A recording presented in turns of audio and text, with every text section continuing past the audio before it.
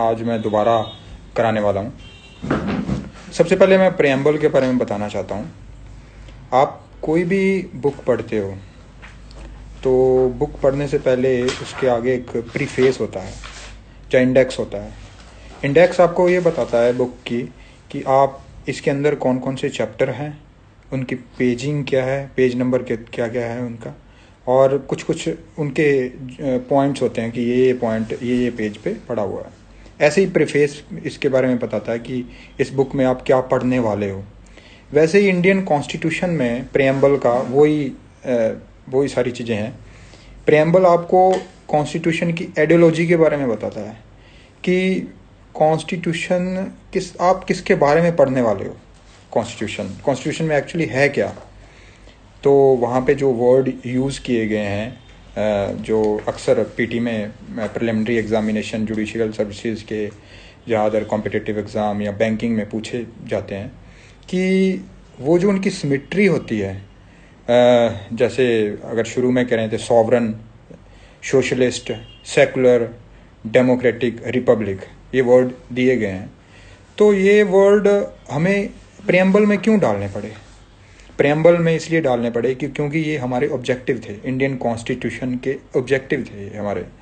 और इसको ध्यान में रखते हुए हमें सारे लॉ बनाने हैं। इसको ध्यान में रखते हुए सारी चीज़ें अपने इंडियन सोसाइटी में होंगी। और क्योंकि we are the people of India, अगर आप प्रेम्बल को शुरू में देखेंगे we are the people of India, तो उसमें यह है कि हम जो चीज़ें निकली हैं वो पीपल ऑफ इंडिया से निकली हैं। यहाँ पे कोई भी सुप्रीम नहीं है, पीपल ऑफ इंडिया सुप्रीम है। और कॉन्स्टिट्यूशन आपकी सुप्रीमेसी को एंडोर्स करता है by having these types of words. तो पहले अगर प्रेम्बल की बात करें तो ये ऑब्जेक्टिव रेजोल्यूशन पंडित जवाहरलाल नेहरू जी ने दिया था, ये जिसको बाद में कॉन्स्टिट्यूएंट असेंबली ने एक्सेप्ट कर लिया था। और ये ऑब्जेक्टिव रेजोल्यूशन जो दिसंबर 1947 में आया था, ऑब्जेक्टिव रेजोल्यूशन। और मैं आपको थोड़ा सा इसके बारे में बताना चाहता हूँ कि 13 दिसंबर 1946 में ये ऑब्जेक्टिव रेजोल्यूशन आया था और जिसको कॉन्स्टिट्यूएंट असेंबली ने एक्सेप्ट कर लिया था। और जिसमें ये बताया गया था कि हम किस तरह की सोसाइटी चाहते हैं, पैटर्न क्या होगा सोसाइटी का। वो जो वर्ड दिए गए हैं, तो जो वर्ड पहले अगर देखें तो 1976 से पहले तो वर्ड सोशलिज्म, सोशलिस्ट, सेकुलर और इंटीग्रिटी, 3 वर्ड ऐसे थे जो नहीं थे, जो बाद में ऐड किए गए 42 अमेंडमेंट 1976 के साथ। अगर सोशलिस्ट वर्ड अगर जब ऐड किया था तो अगर देखें तो उससे पहले भी हम सोशलिस्ट थे। सोशलिस्ट का मतलब ये होता है कि सारे जो भी रिसोर्सेज होंगे वो थ्रू आउट ऑल जितने भी लोग हैं उनके होंगे। और इस पे ये नहीं होगा कि कोई पार्टिकुलर बंदे को ये उस पर हक होगा या गवर्नमेंट का हक होगा। वो सारे जो चीज़ें होंगी वो पीपल ऑफ इंडिया के होंगे। अगर देखा जाए तो सोशलिस्ट आबादी सेशन कांग्रेस का हुआ था 1955 में, जो आबादी में हुआ था सेशन, उसमें हमने अपने आप को रिकॉग्नाइज्ड कर लिया था कि वी आर सोशलिस्ट। तो तब से वो कंसेप्ट चल रही है। अगर हम 42 अमेंडमेंट 1976 में सोशलिस्ट वर्ड नाम यूज़ करते तो भी हम सोशलिस्ट थे, लेकिन अब एक्सप्रेसली यूज़ कर लिया है तो ये ठीक हो गया। अब तीन वर्ड यूज़ हुए हैं, सोशलिस्ट, सेकुलर और इंटीग्रिटी। और ज़्यादा जो प्रिलिमिनरी एग्जामिनेशन में क्वेश्चन पूछा जाता है, जो ज़्यादातर जो राजस्थान जुडिशरी में अक्सर पूछते हैं कि इनकी सिमेट्री के बारे में पूछते हैं कि पहला वर्ड कौन सा है, सेकंड कौन सा है, थर्ड कौन सा है, फोर्थ कौन सा है। तो सबसे पहले इनको याद रखने का जो आइडिया आपको तरीका थोड़ा जो मैंने अपनाया हुआ मैं आपके साथ शेयर करना चाहता हूँ। तो सबसे पहले बंदा किसके बारे में सोचता है कि मैं आज़ाद हूँ, मेरे ऊपर किसी का कोई मेरे ऊपर किसी का प्रेशर नहीं है। तो वर्ड क्या बना, सॉवरन। तो सॉवरन वर्ड था सबसे फर्स्ट में। सॉवरन में SO आता है, O आता है, तो अगला वर्ड क्या आना चाहिए, सोशलिस्ट। अगला वर्ड सोशलिस्ट है। तो अब एस वाले चल रहे हैं तो तीसरा वर्ड क्या आना चाहिए, सेकुलर, तो ये सेकुलर हो गया। अब सेकुलर के बाद वर्ड क्या आना चाहिए, क्योंकि ए बी सी को अगर ध्यान में रखेंगे तो डी पहले आता है, तो डेमोक्रेटिक आ गया, और डेमोक्रेटिक के बाद लास्ट में रिपब्लिक वर्ड आ गया। ऐसे ही अगर प्रेम्बल के नीचे जाओगे तो उसमें इक्वालिटी, जस्टिस, लिबर्टी, फटर्निटी दिया हुआ है। तो उसको याद रखने का तरीका ये है कि राजस्थान में एक पोस्ट का नाम है JLO, जूनियर लॉ ऑफिसर। तो सबसे पहले जे आता है तो जस्टिस पहले होगा, अब एल उसके बाद आता है तो लिबर्टी उसके बाद होगा। अब ई इसमें है इक्वालिटी है, ओ नहीं है, तो ओ को ई मान लेते हैं, इक्वालिटी होता है, और लास्ट में जो फ्रेटर्निटी वर्ड यूज़ किया जाता है। अब ये तो हो गया। अब ज़्यादा प्रिलिमिनरी एग्जामिनेशन में एक और क्वेश्चन आता है कि इसके वर्ड कितने हैं। तो वर्ड इसके काफ़ी बुक्स में, कईयों में 73 दिए हुए हैं, कईयों में 83 दिए हुए हैं। तो मैंने इस पे जो थ्रू आउट देखा है तो 73 एक्यूरेट आंसर है इसका, 73 इसके वर्ड हैं अब तक। 3 वर्ड जो बाद में मैंने आपको बताया 42 अमेंडमेंट 1976 में ऐड किए गए थे। और 29 नवंबर 1949 को ये हमने इसको पूर्ण अडॉप्ट कर लिया था कॉन्स्टिट्यूशन को, तो वो ही डेट लिखी गई है इसमें। और जो कॉन्स्टिट्यूशन में प्रेम्बल मेरे ख्याल में इससे ज़्यादा कुछ पूछते नहीं हैं अभी तक। हाँ, ये पूछा जाता है कि whether it's a part of constitution, तो ये पार्ट है कॉन्स्टिट्यूशन का। बेरू बेरू एक जजमेंट थी जिसमें ये कॉन्स्टिट्यूशन का पार्ट मान लिया गया था ऑनरेबल सुप्रीम कोर्ट द्वारा, एक जजमेंट, ये बेरू बेरी जजमेंट जिसको कहते हैं। उसके बाद केशवानंद भारत में भी इसको एंडोर्स कर लिया था कि it's a part of constitution. लेकिन बेरू बेरू से पहले इसको पार्ट ऑफ कॉन्स्टिट्यूशन नहीं माना जाता था, लेकिन अब सारी चीज़ें सेटल हो चुकी हैं। अब देखा जाए तो अगर preamble is a source of power of for some authorities, तो ये बात गलत है। ऑनरेबल सुप्रीम कोर्ट ने ये कह दिया है कि आप पहले तो ये जस्टिफिएबल नहीं है प्रेम्बल, आप प्रेम्बल को एनफोर्स कोर्ट में नहीं करा सकते हैं। जैसे अभी रिसेंटली 1991 में अगर देखेंगे तो इंडिया लिबरलाइजेशन की तरफ गया था, हमने प्राइवेट इंडस्ट्रीज़ को आना शुरू हो गई थी, हमने प्राइवेटाइजेशन को खोल दिया था।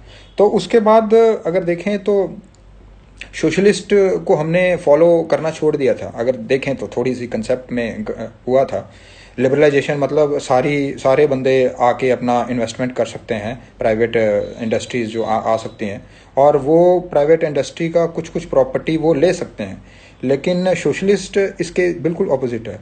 अब कोई बंदा चाहे कि मैं सुप्रीम कोर्ट में जा सकता हूँ प्रेम्बल के वर्ड सोशलिस्ट को इन्फोर्स कराने के लिए कि और लिबरलाइजेशन रोकी जाए, तो ये पॉसिबल नहीं है, तो ये जस्टिफिएबल नहीं है। तो आप इनके इन्फोर्स नहीं करा सकते कोई भी वर्ड है पर्टिकुलरली, ये गवर्नमेंट के ऊपर है। लेकिन बहुत सी ऐसी जजमेंट्स हैं, जैसे मनेरवा मिल्स है और कुछ और जजमेंट्स हैं इम्पोर्टेंट, उसमें ये कहा गया है ऑनरेबल सुप्रीम कोर्ट ने कि आप कोई भी इंटरप्रिटेशन कर रहे हो किसी लॉ की, और लॉ आपको थोड़ा सा अब्जर्ड लग रहा है, जहाँ आपको उसकी इंटरप्रिटेशन में थोड़ी सी लग रहा है कि कुछ चीज़ें मिस हैं, तो आप प्रेम्बल का सहारा ले सकते हो कि प्रेम्बल में हमारे आइडियोलॉजी जो कॉन्स्टिट्यूशन की ये है, और ये हमने जो लॉ बनाया है क्या उसी लाइन में है ये लॉ।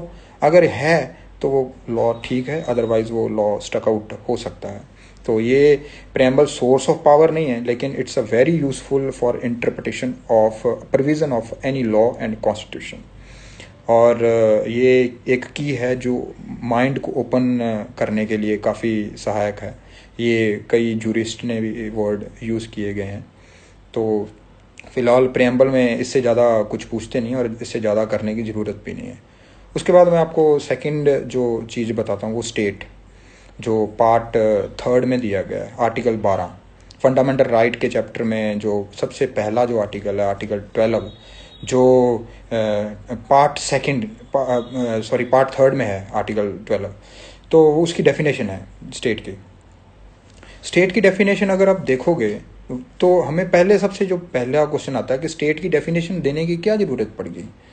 तो स्टेट की डेफिनेशन इसलिए ज़रूरत है क्योंकि आप जो फंडामेंटल राइट्स है वो इन्फोर्स कराना चाहते हो, तो वो आप स्टेट के अगेंस्ट कराओगे, तो वो स्टेट क्या होगी, तो स्टेट की डेफिनेशन होनी ज़रूरी है, क्योंकि हमारा जो ऑल ओवर इंडियन कॉन्स्टिट्यूशन है वो इस चीज़ पे निर्भर है कि आपको आपके जो फंडामेंटल राइट्स हैं वो अब्रिज नहीं होने चाहिए, वो अबॉलिश नहीं होने चाहिए। तो वो किसके अगेंस्ट आप इन्फोर्स करोगे, तो वो इन्फोर्स आप स्टेट के अगेंस्ट करोगे, तो स्टेट की डेफिनेशन इसलिए ज़रूरी है।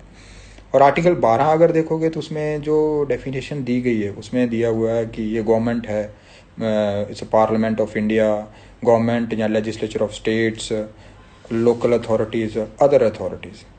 तो समय समय पर कुछ सिटीजन्स ने किसी किसी अथॉरिटी के अगेंस्ट अपने फंडामेंटल राइट इन्फोर्स कराने के लिए ऑनरेबल सुप्रीम कोर्ट या हाई कोर्ट में गए, तो वहाँ पे क्वेश्चन ये उठा कि क्या ये पार्टिकुलर अथॉरिटी स्टेट है या नहीं है।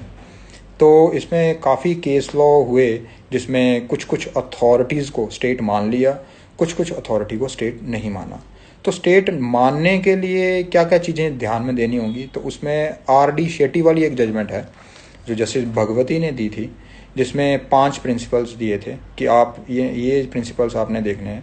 अगर R.D. शेट्टी से पहले देखोगे तो पहले ये देखा जाता था कि जो जो स्टेट फंक्शनिंग होती है, अगर कोई अथॉरिटी वैसी ही फंक्शन इंडिपेंडेंटली कर रही है तो उसको स्टेट मान लिया जाता था। उसको कहते थे एज इट इज़ अथॉरिटी, मतलब ये स्टेट की तरह अथॉरिटी एक्सरसाइज कर रही है तो इसको हम स्टेट मान लेते हैं।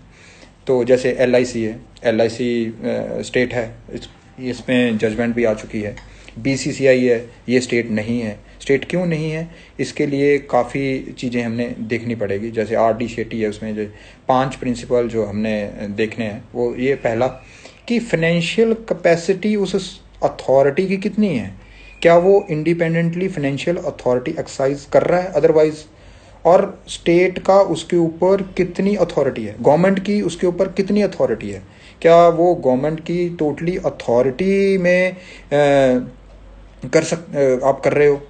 तो ये हमें चीज़ें देखनी है, फाइनेंशियल अथॉरिटी कितनी है, फाइनेंशियल ऑटोनॉमी कितनी है, और अथॉरिटी कैसे एक्सरसाइज कर रहा है वो, क्या वो स्टेट फंक्शन थे अदरवाइज जो ये अथॉरिटी वो फंक्शनिंग कर रही है। जैसे अभी पार्लियामेंट लॉ बनाता है, ठीक है, स्टेट लेजिस्लेचर में MLAs होते हैं वो लॉ बनाते हैं, पार्लियामेंट में MPs होते हैं वो लॉ बनाते हैं, तो ये अथॉरिटी उनके पास है। अगर कोई अथॉरिटी एक अलग बना दी जाए इसके अलावा कि ये भैया आज से बाद ये लॉ बनाएगी, तो अगर फंडामेंटल राइट और उस अथॉरिटी को हमने नाम दे दिया गवर्नमेंट कि ये गवर्नमेंट है, तो क्या हम आज फंडामेंटल राइट हमारा कोई बंदा अब्रिज करता है तो क्या हम उस अथॉरिटी के अगेंस्ट जा सकते हैं।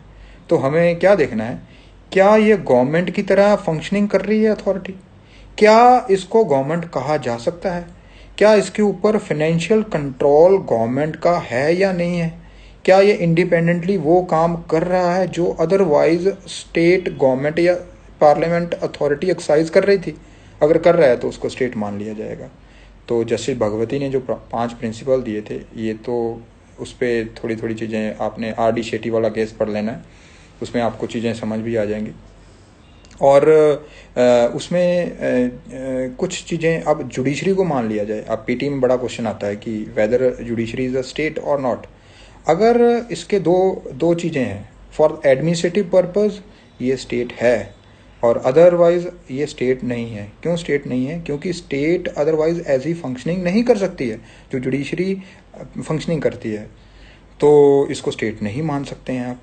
और जैसे कोई और अथॉरिटी है, जैसे नेशनल बुक ट्रस्ट है, क्या इसको स्टेट मान लिया जाएगा। हाँ, इसको स्टेट मान लिया जाएगा। क्यों, क्योंकि ये अदरवाइज वही अथॉरिटी एक्सरसाइज कर रही है जो अदरवाइज स्टेट गवर्नमेंट या पार्लियामेंट के पास वो अथॉरिटी, गवर्नमेंट के पास अथॉरिटी थी और उसको एक्सरसाइज करनी थी।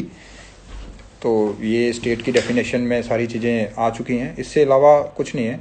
आपको PT पर्पज़ के लिए, प्रिलिमिनरी एग्जामिनेशन पर्पज़ के लिए और अदर कॉम्पिटिटिव जो PT फॉर जुडिशरी का PT और अदर कॉम्पिटिटिव एग्ज़ाम और बैंकिंग के लिए आपको देखना क्या है कि ये अथॉरिटीज़ हैं, इसमें अलग अलग केस लॉ आ चुके हैं जिनको स्टेट मान लिया गया है या स्टेट नहीं माना गया है। तो ये 10-12 केस लॉ है, वो आप देख सकते हो। मैं उसके नोट्स भी आपको दूंगा, डोंट वरी, तो अब जो थर्ड चैप्टर है जिसमें आ जाते हैं सिटीजनशिप। सिटीजनशिप बहुत ही इम्पोर्टेंट चैप्टर है जो पार्ट सेकंड इंडियन कॉन्स्टिट्यूशन में दिया गया। पहले मैं आपको बता दूं कि इंडियन कॉन्स्टिट्यूशन में आर्टिकल 395 हैं और पार्ट 22 हैं। अभी कई कई बुक्स और कॉम्पिटिटिव बुक्स में मैंने देखा है कि उसके पार्ट 26 दिए हुए हैं, किसी किसी में 28 दिए हुए हैं। तो ये गलत है क्योंकि उसकी नंबरिंग में कई बार जैसे अगर आप देखोगे फंडामेंटल ड्यूटीज़ का चैप्टर 4A है, 4A है जो ऐड किया गया था 42 अमेंडमेंट 1976 में। अब 4A है तो ये नंबरिंग में गड़बड़ होगी, पहले 4 और इसको 5 मान लिया। तो इस वजह से कुछ ऐसे चैप्टर हैं जो जैसे चैप्टर 9 है वो A भी है, चैप्टर 9B भी है, तो इनको नंबरिंग वाइज सिमेट्री वाइज आगे आगे बढ़ा दिया गया। तो इस वजह से शायद वो 26 लिखा, उन्होंने 28 लिखा, लेकिन अदरवाइज अपने पार्ट 22 ही हैं और शेड्यूल 12 हैं। जब अपना इंडियन कॉन्स्टिट्यूशन बना था तब शेड्यूल 8 थे और आज शेड्यूल 12 हैं, कुछ ऐड हुए हैं बाद में।